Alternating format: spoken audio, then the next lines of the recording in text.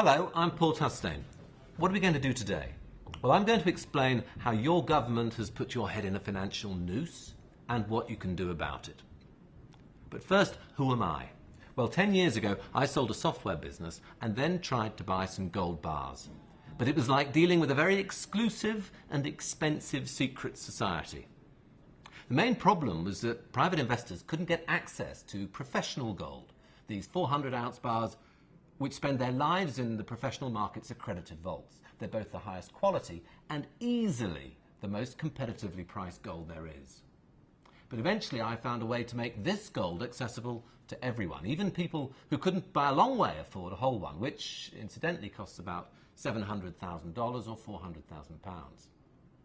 Since then, about 38,000 people from all over the world have used my system, opting for these bars in a vault instead of cash in the bank. That's about $2 billion overall, which has now been safely put out of the way of an imminent global financial train wreck. Today I'm going to tell you why that train wreck is imminent and show you how you can get out of its way.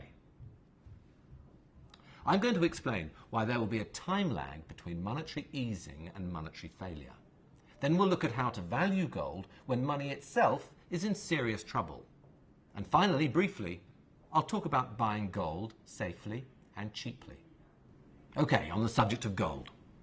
Gold's great value comes from the fact that no one can just make more of it. It has a tight supply because it is a natural material which is very rare. Money usually has that same rarity, and while governments are well run, your savings will hold their value.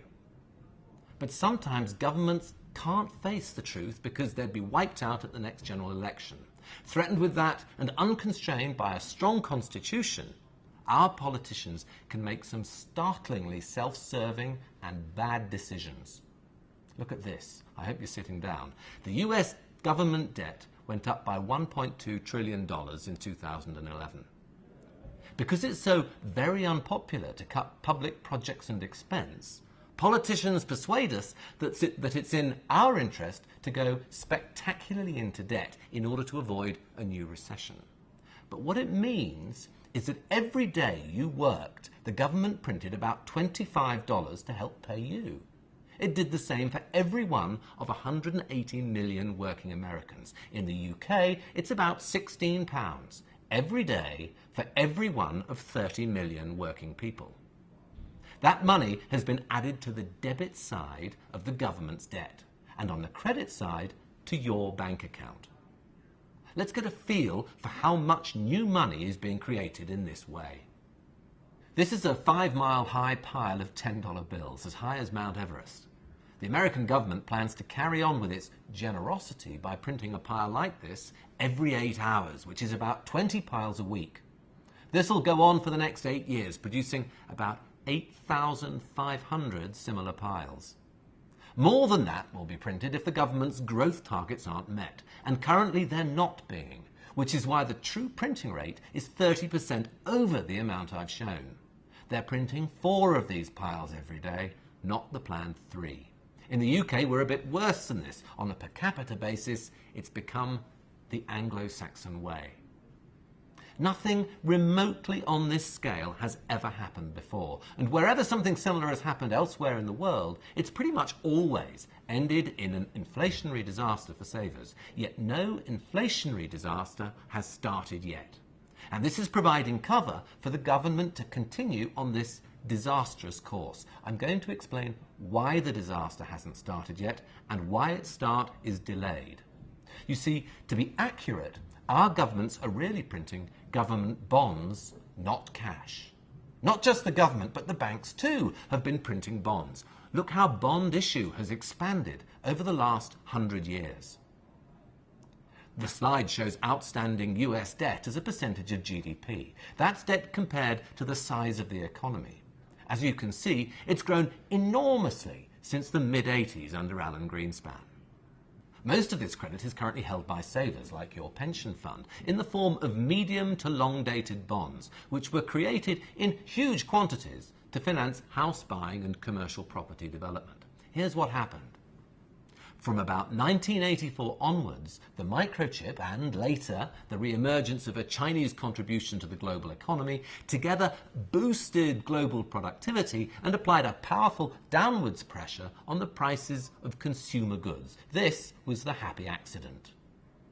We quickly gave up competing against increasing Chinese technical know-how, shipped lots of our know-how over there, and let central bankers distribute new cash to property developers to bolster our domestic economies. For a while, that happy accident made it look like we had a Goldilocks world economy being run by a maestro. Here he was, sluicing money into the economy in record quantities without consumer price inflation taking off. But bankers love what is called a positive carry trade, where the cost of funding is lower than the yield they can enjoy. So what happened was that Greenspan's money was gathered up by bankers at his artificially low interest rates and used to buy lots of long-dated bonds at higher yields, which were matched on the other side to property finance. Greenspan's money paid for houses, shopping malls and office blocks, which all need 20-year finance. That's why their prices went up. Meanwhile, those long-dated bonds are just about as good as money, except that the only way you can use them as money is by selling them. And if you do that, someone else is the buyer. So the amount of cash out there in circulation doesn't change. That's why consumer price inflation didn't take off. In part, it was offset by the downwards pressure on prices from the happy accident, but also the supply of cash stayed low because, thanks to the low level of measured consumer inflation, bondholders were delighted to lend the surplus to house buyers and property developers for some positive carry. That's what held down the supply of ready cash in our system. So there were lots of 20-year mortgages available, but no extra $10 bills. That's how we got inflation in things like houses bought on 20-year credit and deflation in the shopping we'd bought with $10 bills. We had inflation and deflation at the same time. That's what happened in 2006. But then it was the nice way. Houses up, shopping down. In reverse, 3 years later, there were suddenly doubts about the wisdom of lending this money to every possible house buyer. The flow of money to the future switched direction. Then it was houses down, shopping up. Mr. Greenspan's mistake was that he only looked at cash CPI. He forgot to keep an eye on asset inflation, and it ended up giving us all a kicking. Now we've got Ben Bernanke. I wonder that he too is focusing on only one threat, depression. Clearly the threat he fears most. I've spoken with a great many Americans and with Brits on this subject, and what follows is what many of them reckon is happening. They fear a hyperinflation in the pound and the US dollar in the medium term. I know it sounds ridiculous, but bear with me. I want to show you that it's possible and suggest to you that it might have a risk as high as 5 or 6%. This slide shows how common hyperinflation is, and I left out quite a few episodes too. First, we'd better understand more clearly what it is. It's not just bad inflation, it's something different because it has a different cause. Normal inflation is what happens when there's too much consumer demand in the economy and consumers go crazy buying stuff. Hyperinflation is what happens when savers go crazy buying stuff. They abandon a currency because it's become useless at storing wealth. Then things can quickly descend in a spiral. It's something which happens to all countries and currencies in the end, and it happens fast. You might think hyperinflation is the total opposite of deflation, but it's not. Hyperinflation is a lot like deflation. It's a question of perspectives. You only get destroyed by hyperinflation if you're caught saving in the wrong currency. People who save in a different and sound money when the local currency is hyperinflating tend to see prices fall, not rise. You'd have seen this yourself if you'd had a pocket full of dollars and visited Germany in 1923. Lots of Americans and Brits did, and they lived like kings on a couple of dollars a day. Let me demonstrate how hyperinflation is just deflation looked at from another direction. Think back to the CDO, the cause of our disaster in 2008. Many of these collateralized debt obligations were built from subprime US mortgages. As the debt bubble burst, the CDOs imploded in a classic deflationary credit crunch. So ask yourself, how many CDOs would you need to sell to get $1,000 in 2006 before the crunch? Well, not many, because CDOs were valuable in 2006. Now ask yourself how many CDOs you'd need to sell to get $1,000 in 2009. Now it's basically all the CDOs on the planet. They were worthless. So viewed from the perspective of an owner of CDOs, this deflation was a hyperinflation. They'd become unfit for the saver's purpose of storing value, and so they got dumped. That's hyperinflation, and I'll come back to it in a moment. But first, let's look at some numbers from the world of savings. Thanks to Mr. Greenspan, Mr. Bernanke, and the rest, the developed world is sitting on about $125 trillion of medium and long-dated currency-denominated credit and about $15 trillion of cash and near-term deposits, all of it yielding next to nothing. So it's not doing savers much good. By the way, I put the gold in to show you how even now, all the gold in the world is valued so far below all the dollars in the world. Here's another perspective on those green columns. For every $1 shuffling around the real economy, there's something like $8 frozen into a polar ice cap of dollar-denominated stored wealth. 8 to 1 is about the ratio of dated credit money like bonds and long-term deposits to cash. Now the question is, could this ice cap of dated money melt? No one buys 25-year Congolese government bonds. African republics like the Congo can't persuade people to buy long-dated bonds because Congolese governments habitually devalue before paying it back. But the dollar and the British pound are thought reasonably sound, and because of that, politicians can sell long-term debt. This brings us back to the picture of our healthy profile of debt up to a couple of years ago. It could be British pounds or the US dollar. Both look long and flat because our governments persuaded fund managers to buy long-dated bonds. But bond debt is always moving to the left, to its scheduled redemption date as the clock runs down. And recently, thanks to a banking crisis and the need for a first $1 trillion of bank subsidy, our governments started printing money. That's why now no one with a reasonable understanding of financial history wants to lend to the government and wait 20 years to be paid back. Savers now prefer near-term debt. They stay near cash and they pay a hefty price for doing so. Look at the yield curve. Private savers would rather lend for 2 years at 0.2% than for 10 years at 9 times higher annual interest rates. Why? Because the savers are thinking about exiting the currency. That's why. This is how the pessimistic saver thinks this will end. The debt will never go back out to 25 years. The clock will run down. As more and more debt crashes into the buffers, there will eventually be a crisis when the sheer volume of near-term debt gives us a refinancing problem every 2 weeks. Yes, there is a delay before the crisis strikes, but this will be the final legacy of quantitative easing. In the end, the Fed will have to print cash or default. And of course, by then it won't even be controversial because they're not exactly creating new money. They're just converting money which could only be spent once every 20 years to money which can be spent once every 20 minutes. That is how the ice cap melts. We savers are like frogs in hot water. Apparently, if you put a frog into uncomfortably warm water, it'll jump straight out, relatively unscathed. But sit it in cold water, which is slowly brought to the boil, and it won't. It'll sit there and simmer to death. Mr. Bernanke thinks we'll be good frogs and allow ourselves to be simmered, which brings us to Greece, because here the frogs are well and truly poached. They could have got out 5 years ago when the writing was on the wall vis-à-vis their government's finances, but they didn't. Now Greek debt is stacked up against the buffers at the short end, and their government is redeeming euros in cash to bond investors who don't want new Greek bonds. And can you blame them?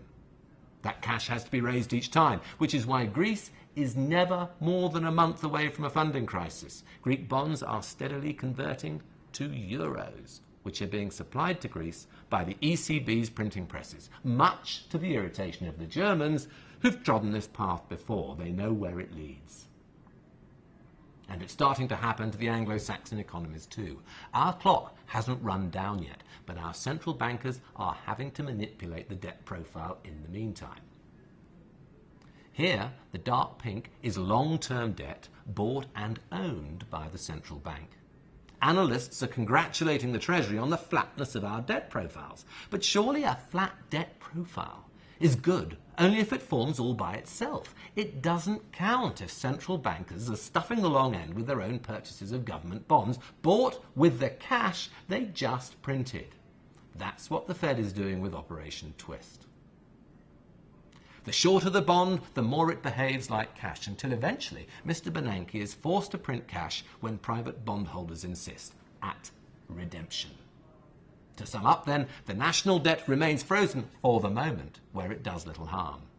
But it becomes toxic in a money printing environment, and private owners are increasingly choosing to redeem into cash when they get the chance. There are 20 years of this train wreck ahead of us as the dated bonds crash into the buffers. And unlike selling a bond, redemption does increase the supply of cash, because finally the government has to print banknotes. Let's talk about gold. I hope you've seen enough to see that the chances of hyperinflation striking within 15 years is not zero. Now I can show you how that affects the value of gold. In every devaluation, however severe, gold acts as a bridge, enabling the few people who own it to carry the value of their savings to the future. We're now going to calculate the value of this bridge. To do this calculation, you need to think about risk like an insurance actuary would. Because we don't know how bad dollar devaluation might be over the next 15 years, we'll cover all the bases by breaking all the possibilities into bands. So the first column shows 13 bands of devaluation possibility. All the bases are covered.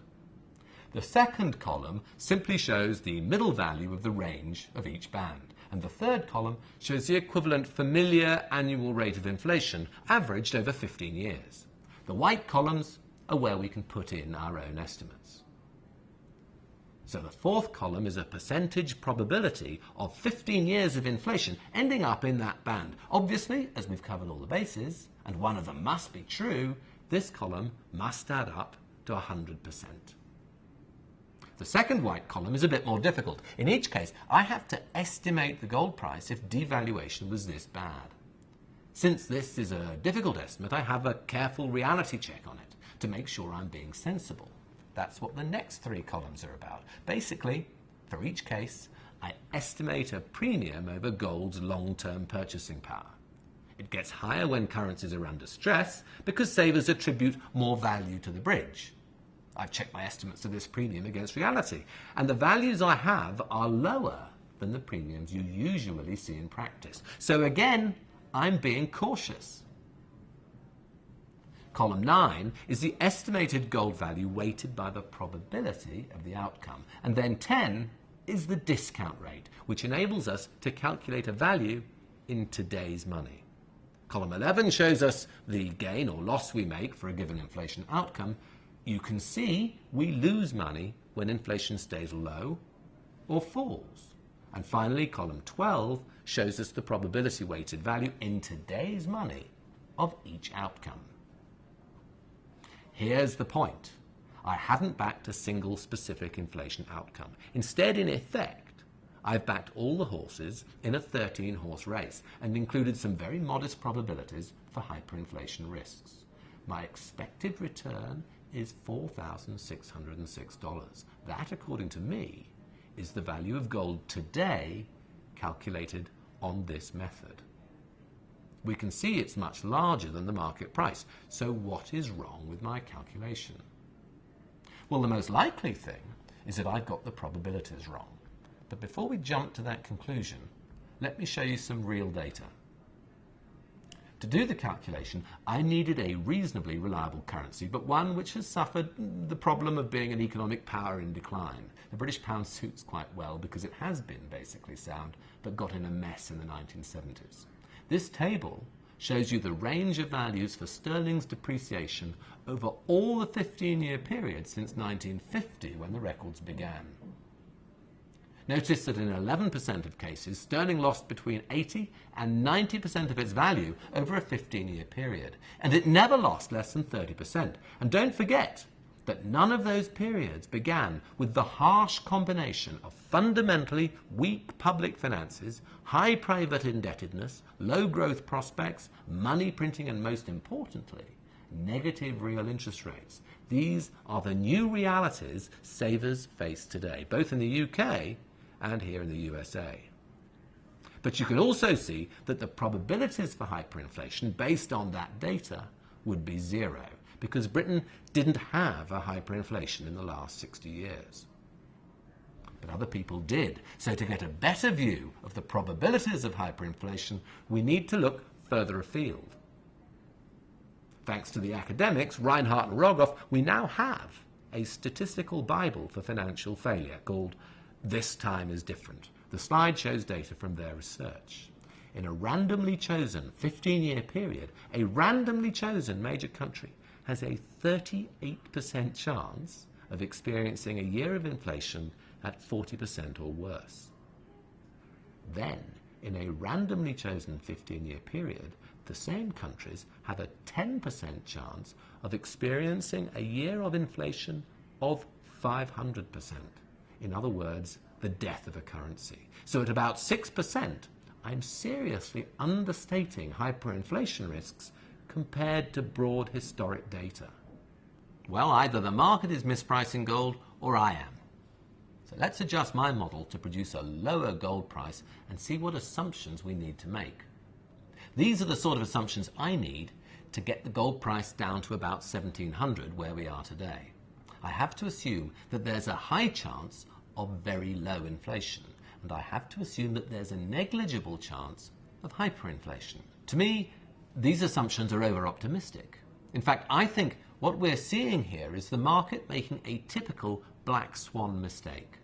People haven't seen a hyperinflation in the US or the UK, so they are assuming the risk is zero. But at 6% over 15 years, the historic data says I'm understating, not overstating this risk. I think the market has it wrong. So I think having to choose between $1,700 and an ounce of gold and wanting to take a 15-year view, the odds significantly favour switching the money for the gold. That's why I have at least 1 foot on the bridge to whatever the future holds in terms of money. Okay, that's it for the analytical part of my talk. I'd like to finish with a short final section about how gold is traded. Through my company BullionVault, we've helped about 38,000 investors from all over the world to buy gold safely and cheaply. In effect, we're a private investor's window onto the professional market.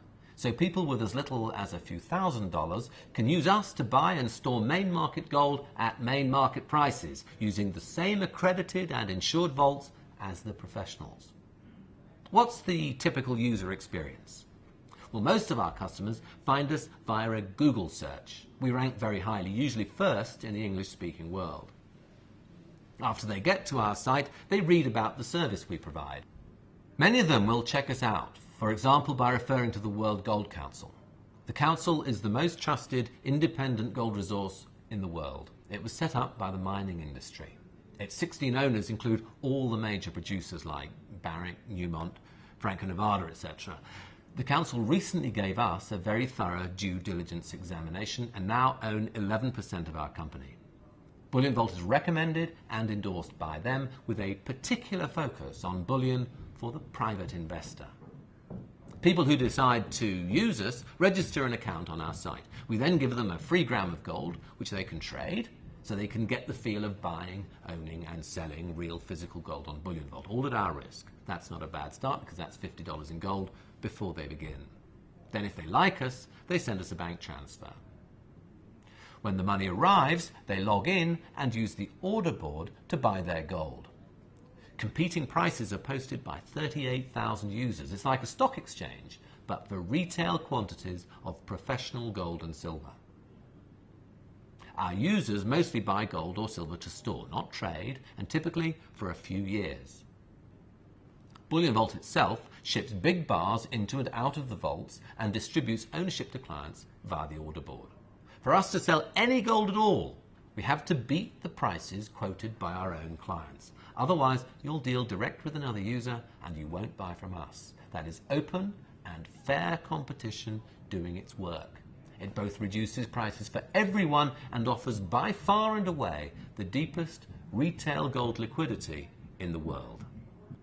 We complete the matching of orders. We transfer the gold to you and the money to the seller instantly. There are no shipment costs.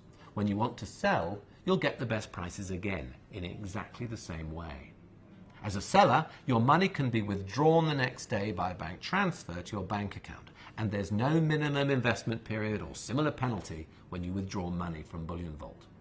So, what does it cost? Well, you pay 0.8% maximum for dealing, much less above $30,000. There's a tiny storage and insurance cost to add of 0.12% each year to hold gold in the vault. It's charged monthly at 0.01%.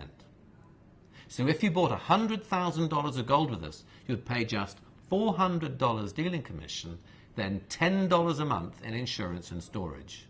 That'll work out at about 1/3 of the cost of an ETF. That's all there is to it. I don't believe there's a comparable service anywhere in the world. I should also mention storage location. Everyone, even our US clients, tend to prefer storing in Zurich rather than New York. This came as a bit of a surprise to me, but the reason is that they regard Zurich storage as the best defense against the reimposition of currency controls which they fear. As I'm sure you know, Zurich, in officially neutral Switzerland, is outside both the EU and the Eurozone. So finally, a summary. BullionVault has a rock-solid reputation around the world. Check out the WGC's recommendation and endorsement and do your own research. The gold we deal in is the most reliable in the world. It's the bars which are traded by the world's banks. This gold is traded fine. You are buying 100% pure gold. You can buy as little or as much of a bar as you like. The price to you is the professional market price, plus our commission, which is a maximum of 0.8%. We offer pure gold far cheaper than you can buy coins and small bars. Insurance is included. Your cost of carry is about 1/3 of the cost of a gold ETF. You can do the whole thing online and arrange either New York, London or Zurich storage. I hope that's explained what's made us so popular in the US as well as in the UK. I've probably missed something important out, so do please ask if you have a question. We have a very good customer support hotline on 44 20 8600 0130, or you can call us toll-free from the US or Canada on 1-888 908 2858. Our offices are in London, but the lines are manned until 5 p.m. Eastern Standard Time. Thank you very much indeed for your attention.